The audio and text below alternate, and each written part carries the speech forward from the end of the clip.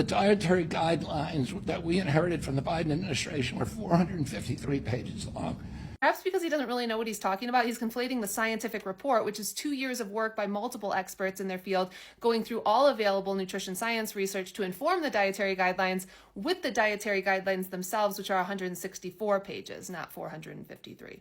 They were driven by the same commercial impulses that put Fruit Loops at the top of the food pyramid, and they were incomprehensible. It's possible that they were incomprehensible to you because they were a scientific report based on all available evidence, while your HHS prefers to write their reports with ChatGPT with hallucinated citations that help to confirm your preconceived beliefs. Also, Fruit Loops were never at the top of the pyramid. The original food pyramid that came out 33 years ago that you guys like to pretend is still in use clearly showed that fats and added sugars at the top should be consumed sparingly. With 12 grams of added sugar per serving, Fruit Loops would have fallen squarely into that sparingly category. We haven't used that pyramid in 20 years, and we've been using my plate as the visual representation of the dietary guidelines for the last 14 years. And we are going to release dietary guidelines that are 4, 5, or 6 pages long, that are understandable, that are simple. He's counting on you not knowing that we already have a 4-page consumer version of the dietary guidelines, or maybe he doesn't know, I'm not sure.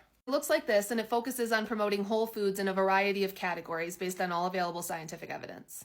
And they will begin to change America almost immediately. No, they won't. Americans aren't eating poor quality diets because of the dietary guidelines. In fact, fewer than 10% of Americans have ever followed them, and research shows that if Americans did follow them, they'd be far better off health-wise. If it's not the dietary guidelines that no one follows, what is the problem? It's our food environment that is built for profitability and not health. The food we grow to the food we market and sell. Agricultural profits come from commodity crops like corn and soy that are good for trade and fuel and animal agriculture, and cheap inputs for ultra-processed food. Corporate profits come from those ultra-processed foods, which are cheap to make, shelf-stable, and highly marketable. And millions of Americans live in areas with little access to fresh, minimally processed foods, but plenty of access to these shelf-stable, ultra-processed foods. Our entire system is designed to maximize profits at the expense of people's health, and the current food environment, including current diet quality of Americans, is the logical conclusion of that system. So we're honest about that and stop protecting industry profits by misdirecting blame onto the dietary guidelines that no one follows.